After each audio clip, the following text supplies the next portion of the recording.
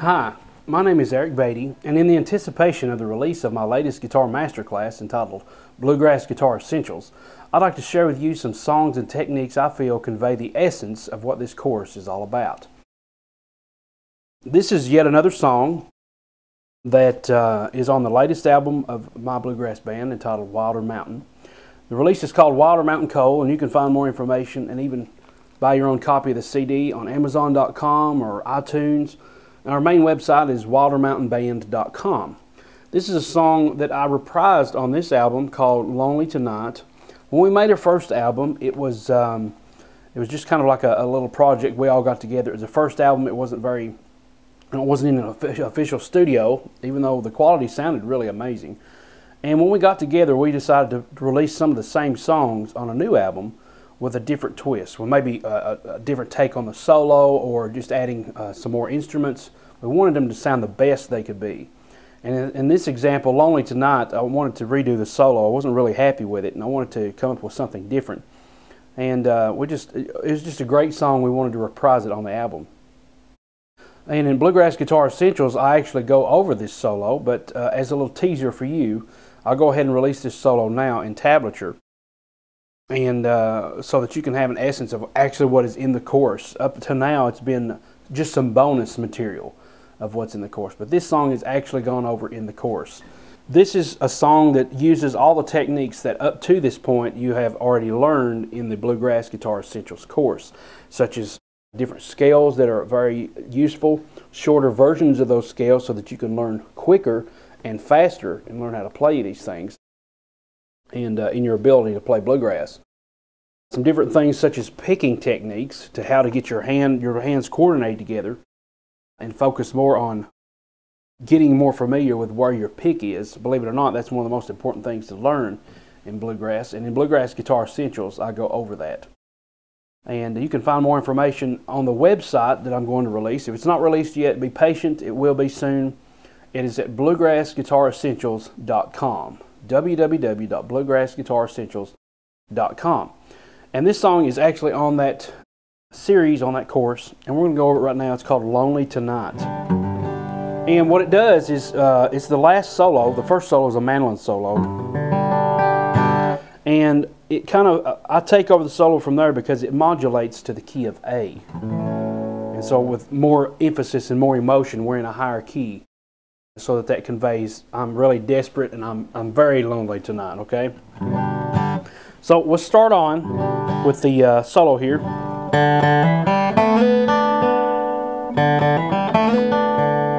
And we're going to go starting with a D string, hitting it twice. The second time we're going to hammer on to the second fret. Upstroke on the G, and then slide all the way from the second to the fourth fret on the G. Upstroke on the B string, third fret. Open D. And then we're just going to hit a hammer on. And a quick slide from the fourth to back to the second fret. Open, second fret, open.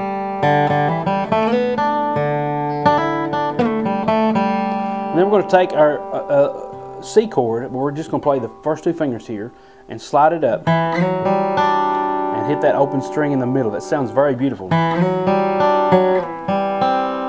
And we're going to do it again. And then we're going to slide our ring finger, our middle finger, up one fret. And we're going to place our ring finger down on the 5th fret with that first finger, that middle finger.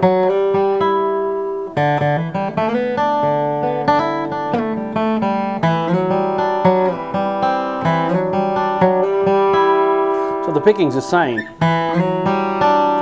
downs and an up. D, G, B, D, G, B.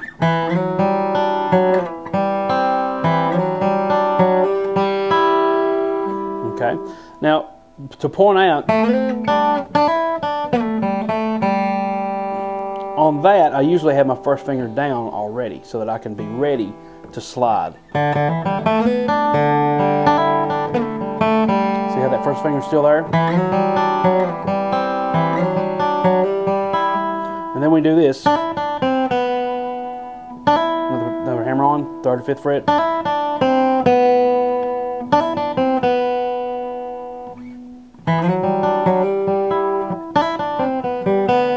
And then we're going to go.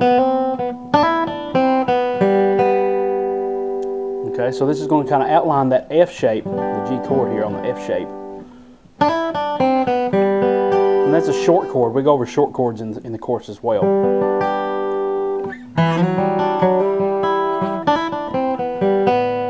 And then we go to slide up all the way from here, 7th fret to the 9th, or 5th fret to the 9th fret.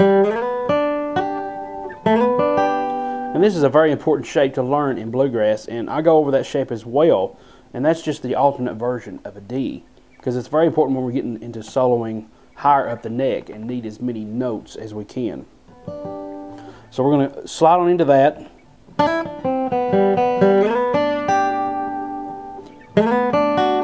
Actually, it's going to be that first finger here on the 7th fret, and then we're going to come into that 8th fret.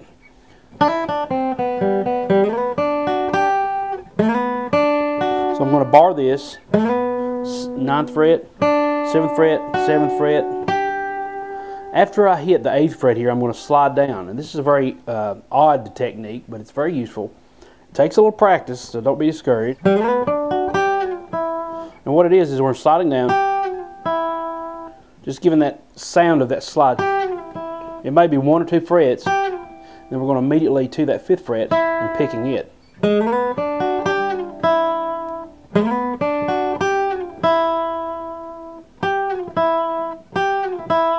And as I'm coming down, I'm kind of slightly lifting up as I'm retreating.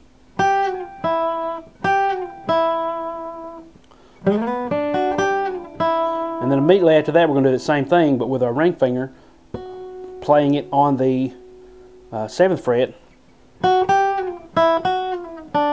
And that's going to slide down to where I just was with my first finger on the 5th fret.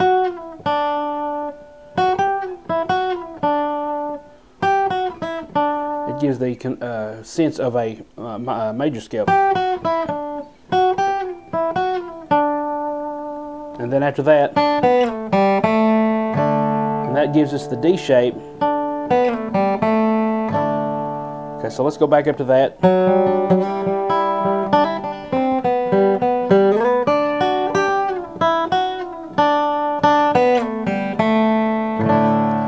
Then after that strum, I'm going to come back up here with this little shape. And now we're going to do what's called hybrid picking. So I'm going to slide from the 3rd fret because that's where I am on the D. And my ring finger is already down there where I need it to be, so I'm just going to put the middle finger here on the D string. Move them both at the same time so that they're on the same fret each time. The same fret as one another. And it's going to be a pick, then a pull, the slide. So it's going to be picking the D string and then picking the B string as soon as you land on that 7th fret. And then pull them both. And then I'm going to pick them both at the same time only on the 5th fret.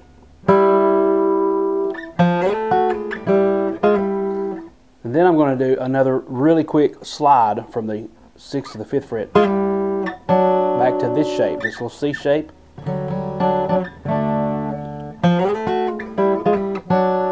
And that's kind of tough. I mean, your fingers are going to be kind of getting caught and everything, so it's important to have like maybe coated strings to help you not get stuck and decrease the friction there.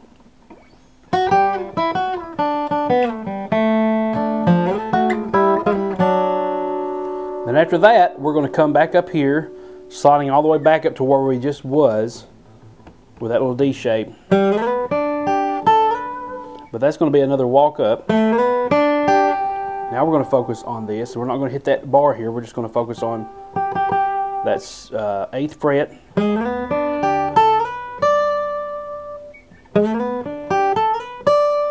And hit the highest note in the solo.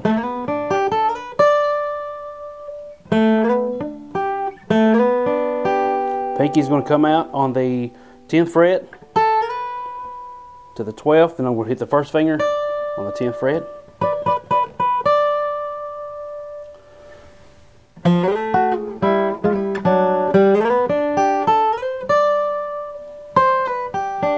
And then a little arpeggio here, pulling off. We're going to think of the D. We're going to start with we're going to lead with our first finger.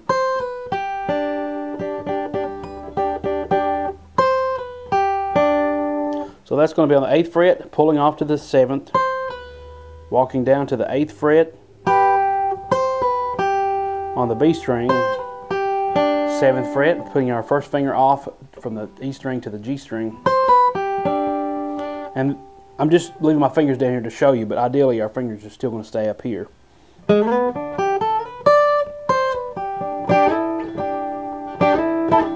You can either go slide up and come back down and pick, or slide up and slide back down picking it.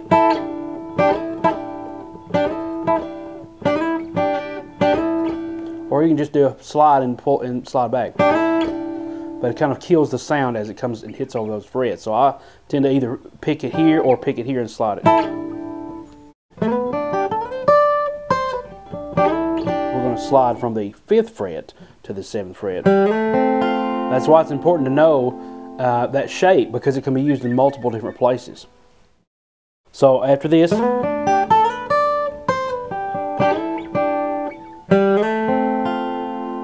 so it's going to kind of go from lead in from the G to the F, back to the C.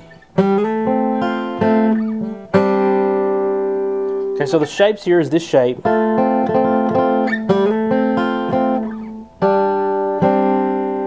Okay, and then we have, this is kind of like a B suspended. I'm only going to be focusing on the D string and the G string, both on the 5th fret,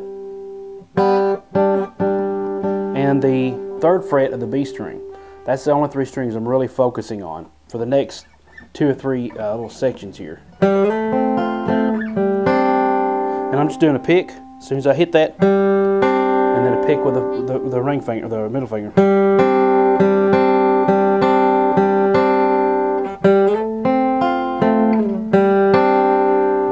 And then we're doing back to this C shape up here in this position.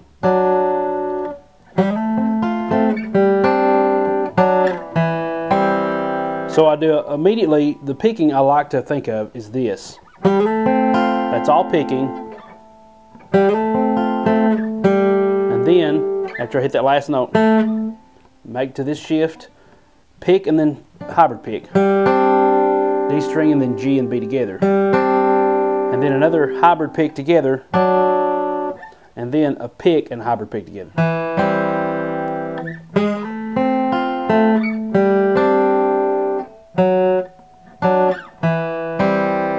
So watch this picking hand and see what it's doing.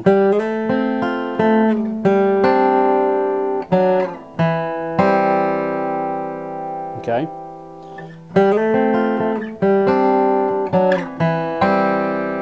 And then it's a little bit of a pause, and then I'm going to go officially make it a C.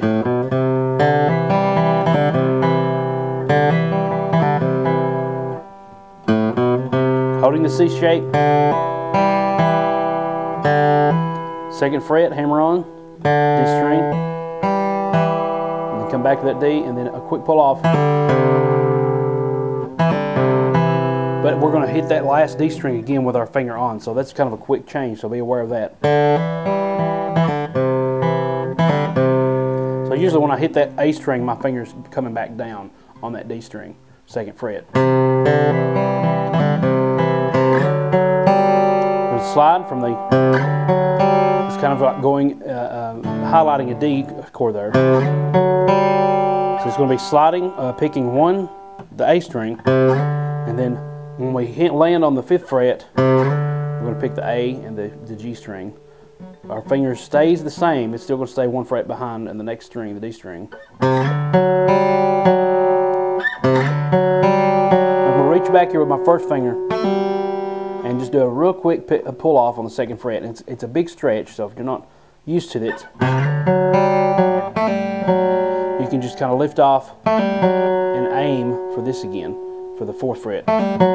And then that's an open G to end it.